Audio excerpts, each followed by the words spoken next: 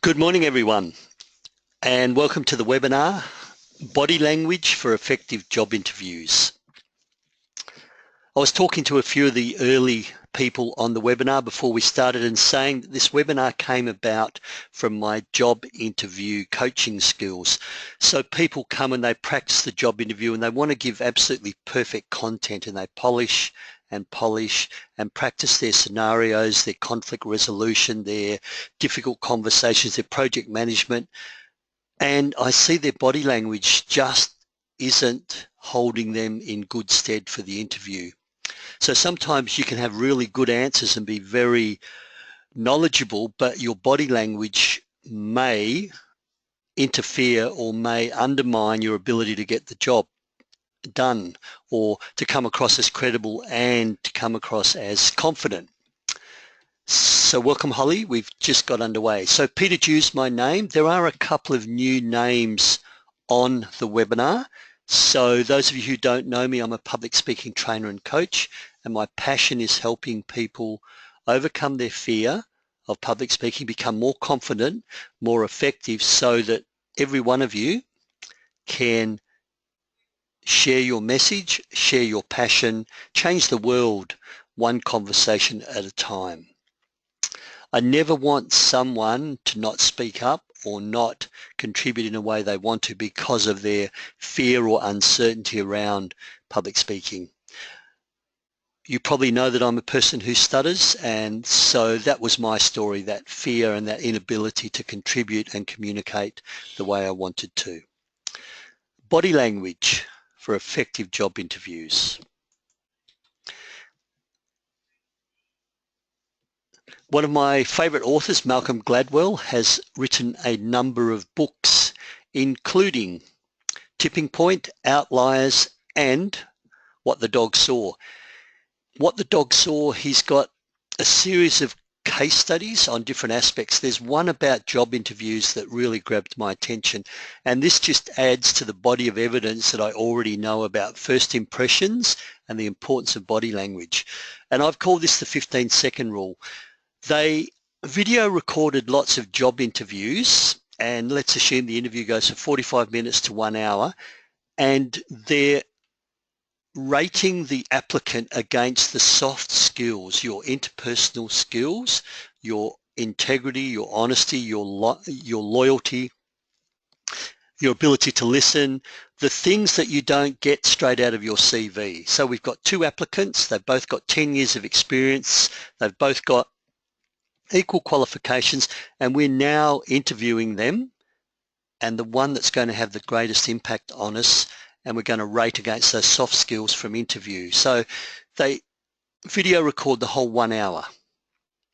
They then splice off the first 15 seconds from the time you as an applicant walk in the door. 15 seconds. They go down to Hay Street Mall, Burke Street Mall, Pitt Street Mall, wherever you are. Of course, this is an American study, and they show the first 15 seconds of that video to 20 random people in the street. They just say, hey, will you have a look at this video for us? And then they give them the same rating tool, your loyalty, integrity, reliability, your interpersonal skills, and get the 20 random applicants to rate that 15 seconds against the scale. What they found out was what the interview panel found in 1 hour and what the random people found in the first 15 seconds of the video. There was 85% correlation. They've sussed you out. They've got an essence of who you are in the first 15 seconds of you walking in the room. So you don't get much in that 15 seconds. You get a few words, a handshake, a smile, thank you for letting me have the opportunity to put my claim forward for this job. You take your seat, you sit upright, you breathe. 15 seconds goes relatively quickly. And apparently that's all we need to form a really strong opinion. I've heard other research where women form an opinion of someone within 5 seconds and men form an opinion of someone within 7 seconds. Now, I'm not saying that we judge a book by its cover, but in many cases, first impressions count. And I was at a presentation last night, and a young lady named Alba Gomez spoke about your personal branding. And while people don't necessarily hold that first impression forever, they do make a judgment. And then if they judge you as being a little bit disorganized or disheveled, and then something happens later on that proves that, then that just amplifies, and they say, yes, I know I shouldn't have given that person a chance. He came across as disheveled or unorganized. So I just want you to understand that your nonverbal communication is saying a lot about you, not just from Malcolm Gladwell's research, but from other researchers around the world. First impressions matter. So what can we do in terms of your body language to enhance your chance, your prospects at job interview, assuming all other things are equal? So here's some nonverbal communication tips. Sit upright in the chair. I want you to think of a cello player or a guitarist like the gentleman there. Even some wind instruments, performing arts, they sit in the front 2/3 of the seat. It's for your peak performance and peak breathing and peak physiology. So don't sit back in the chair and slouch. Don't have your back touching the chair. As soon as your back touches the chair, even if you are sitting upright, it changes the physiology and your energy level drops off just that little bit. So I encourage you to practice the front 2/3 of the chair, a gap between the back of the chair and your hand, and sit upright. Another thing you can do in terms of peak physiology, and I'll talk about your hands later on, is you can start off with one hand on your belly button, so your midriff, and just check, and this is below the table level in most cases, if you're sitting at a table for a job interview, check that you're breathing in and out at the deep diaphragmatic level. In other words, when you take a breath in, your hand should pop out a little bit with your belly button. When you exhale, breathe out, the hand should move in. And this is just inflating and deflating the diaphragm. If you go to job interview and your hand is not moving in and out, it means you're probably doing that high, shallow, nervous breathing. And if you put your hand on your shoulder, you'd probably notice your shoulder rising up and down rather than your shoulders being still and your lower diaphragm being the one that's doing the work. The relaxed breathing, the deep breathing, the efficient oxygen exchange breathing.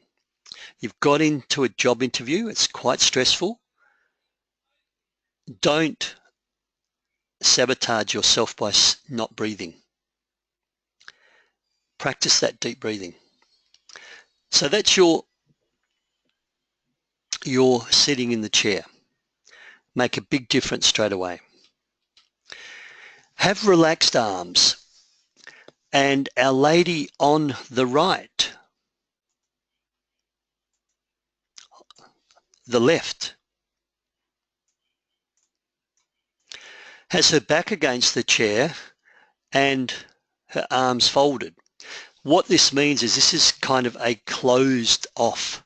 And while it's comfortable at job interview, I wouldn't recommend that you adopt that stance. Front 2/3 of the chair, and so relaxed arms. You can put your hands on the table lightly, ready to make one-handed gestures or even two-handed gestures. You can put your hands on your thighs, on the tops of your thighs, on below the table, once again ready to bring out and make a gesture when you need to. Or you can have them just resting gently on your midriff, so around your belly button, and they're nice and relaxed and ready to make the gesture if you need to. When you're sitting in the front 2/3 of the chair, you have the ability to lean forward and lean back a little bit, and so you can mirror and match the body language of your interview panel. Whereas if you're leaning back like this person, then it's going to be very hard to move forward if you need to engage the interview panel again. It could be that this lady on the left is in fact the interviewer, and I think she would be quite an intimidating person in terms of that was the person you had to impress. The way she's sitting back, the closed arms. She does have a smile on her face. The gentleman on the right, he doesn't have a smile on his face. And I would dread walking into that particular interview with that person there. But I'm talking about you as the interviewee. So nice neutral body language, relaxed arms, excuse me, ready to form a gesture when you need to.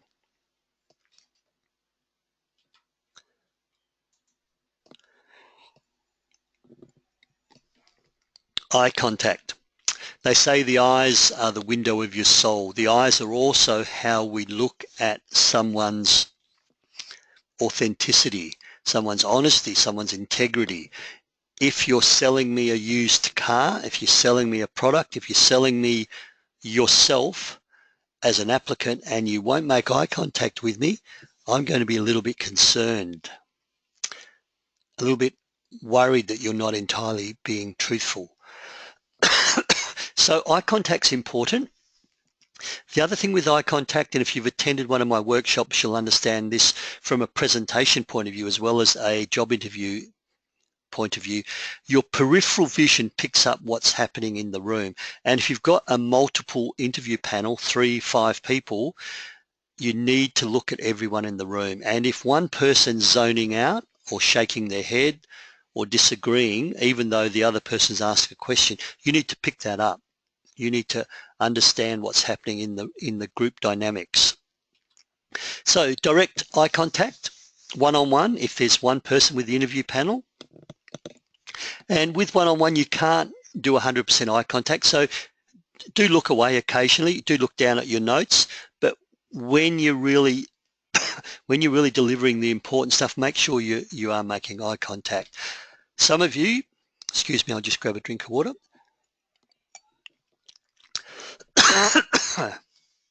Some of you will be looking up into the air, trying to find your answer in the future. Some of you will be looking down to the ground, trying to find your answer from the past. My recommendation is, as much as possible, make eye contact with the interview panel. Another mistake is when you have multiple people on the interview panel. So let's say these 5 people are the interview panel. This person asks the question. What happens is the interviewee, let's assume this person, will lock eyes on that person and will neglect the other interview panel. So the rule is quite simply, make eye contact with the person asking the question, give a nod and show you with your nonverbal you're understanding the question. Feel free to paraphrase the question back at the asker, and when that person nods, you know you've got it right. Then as you deliver the response, equal eye contact to all audience members. I want you to think of that as the question that the job interview person asked is a mini speech that you now deliver to everyone in the room. And think of the 3, 4, 5 people on the interview panel as your audience. So when they take it in turns asking a question, can you give me an example of when you've used your interpersonal skills to resolve conflict in the workplace? You've made eye contact with that person. That is now a mini speech to deliver to the other 3, 4, 5 people in the room with equal eye contact. When you finish, come back and close the question with the asker, and you'll notice that he'll give you a nod or a confirmation that you've closed off. A good interview panel, if you haven't closed off, will probe and will ask, can you tell me a little bit more about that? A lot of HR people are saying they're not allowed to probe, and I think that's a little bit silly because the interview is not really meant to be an exam or a test. The interview the interview process is about finding out what you know, and if you've neglected something, that you have the experience and the knowledge, and you've just neglected it under the pressure of the moment, probing to elicit that, I think, is a valid tool. The rule is if you probe for one person, you need to be able to give everyone the same opportunity, all the other applicants. Gestures. Small gestures are appropriate. One-handed gestures are often all you need. So even think of the boardroom meeting. You don't do the big range of gestures you would when you're standing up on your feet in front of 10 or 15 people. Make your gestures approachable, so often palms up as opposed to hard gestures.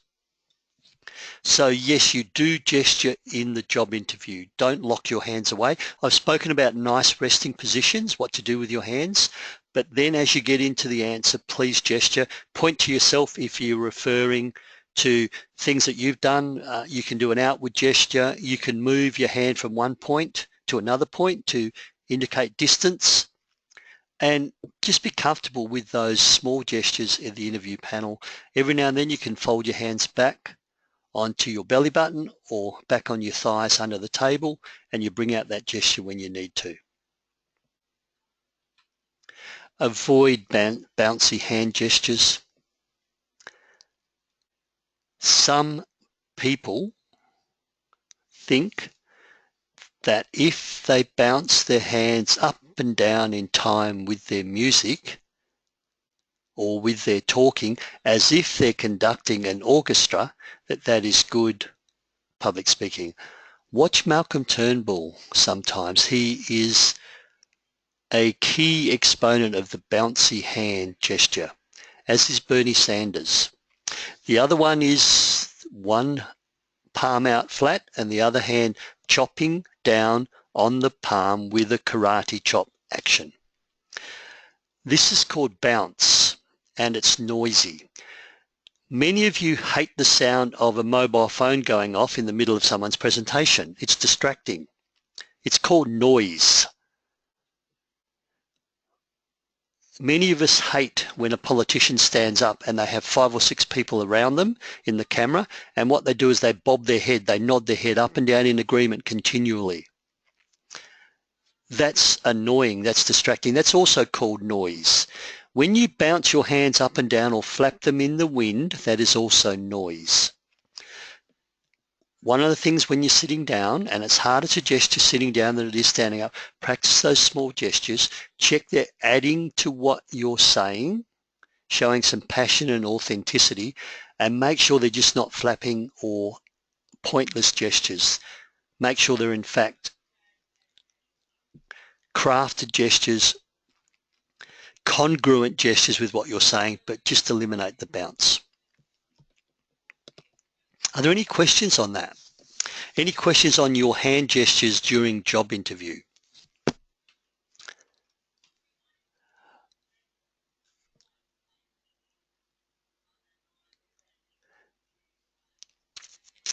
Do you need to gesture is one of the questions. I think you do. I think if you lock your hands away, and it might be a neutral position under the table or, just sitting on your thighs, and you don't gesture at all, I think because of your nonverbal communication being so valuable, I think you're just locking away one of your tools of communication.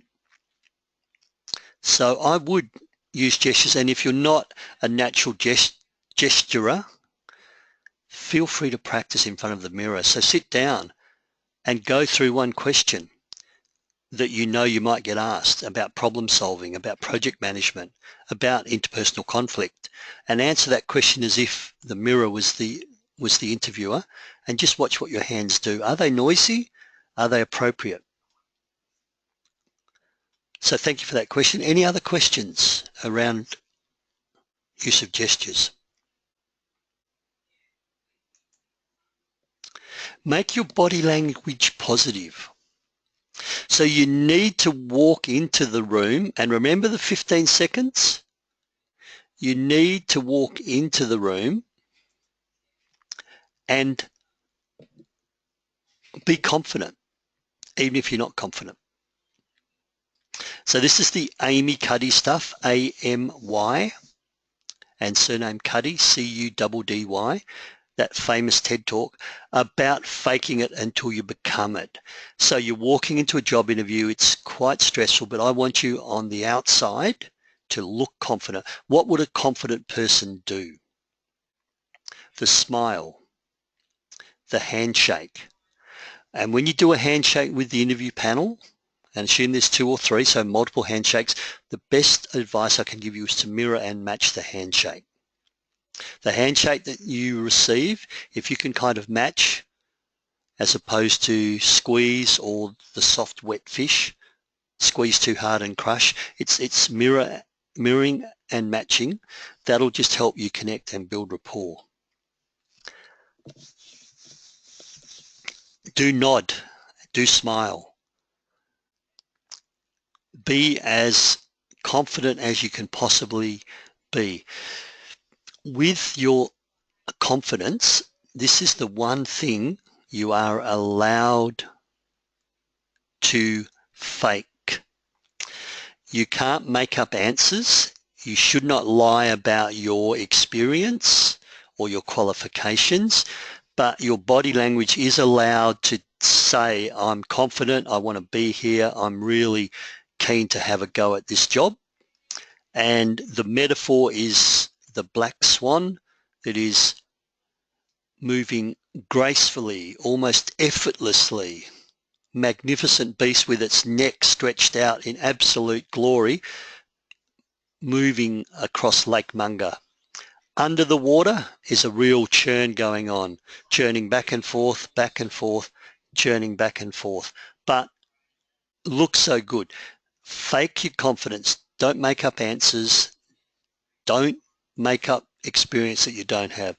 I've got a question, and for a VC interview, no handshake. I don't know what a VC interview is. Don't know what a VC interview is.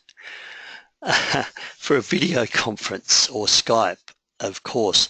And the handshake is in response to the handshake that's handed out. I've done a little bit of work in Malaysia, and some women will shake my hand. Some women's just a greeting and a smile. So you would mirror and match that of the interview panel. And that's just a little bit about cultural awareness. So with the video conference, it's a metaphorical handshake. And if you've got webcams, then yeah, the smiling and the body language is still there. Everything but the metaphorical or the real handshake. Good point. And more interviews are taking place over Skype. I do know that. So go into the interview as if you want to get the job. If you're advising a best friend who is going for that job and they're a little bit nervous, what would you tell them to do? What would you tell them to wear? How would you ask them to look and present? Then follow your own advice. What if you're losing the panel? You're just noticing that they're drifting off. So these guys are the panel members, and yeah, I think you've lost them. This person's lost him. I'd lose the pen to start off with. If you don't need it, then don't use it. If you play with any jewelry, by the way, so if you've got bracelets or bangles that kind of make noise or you fiddle with, I'd take them off. The watch might be good to keep on, just so you can keep an eye on the time as well as the interview panel. So what you need to do in this situation is you need to sit upright, you need to move forward, you need to increase the energy in your voice and the energy in your body language. You are now responsible for getting these guys back. You may be the last interview for the day. It's not their fault that they've zoned out. They may be tired. But when you see this with your peripheral vision, really important that you take control. So generally you mirror and match the audience. Don't mirror and match this body language, because you're losing them. You need to now become energized and lead the way. All right. That's my 6 tips. Any questions?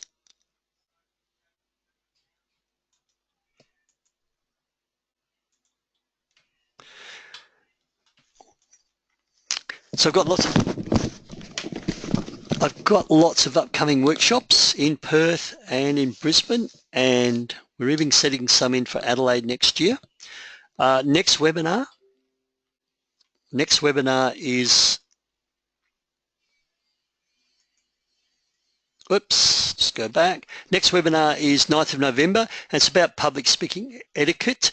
I've just been at a conference in Adelaide, and prior to that I was at a conference at Edith Cowan University, and as a speaker in a group of 6 speakers, 8 speakers in a day, and some of the stuff I saw people do reminded me that not everyone takes this public speaking etiquette for granted.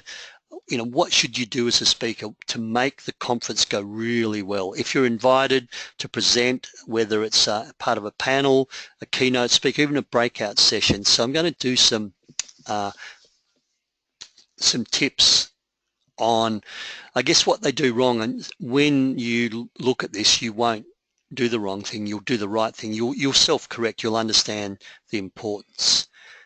So workshops, they're on my website. Please let me know. We're planning for 2017 in-house workshops for your organization. Please let me know. And you know how to get me. You've got my website. Follow me on Facebook, Corporate Communications Experts Tips. And if you would like a recording of this webinar, as I mentioned earlier on, I do record them and I can make this available for you. So for your next job interview, how are you going to prepare? Recognize your body language does matter, and it could be that first 15 seconds could determine whether you are the preferred applicant or you miss out to someone else. Your body language does matter. Thank you for your attention. I've got a couple of minutes left for any last questions.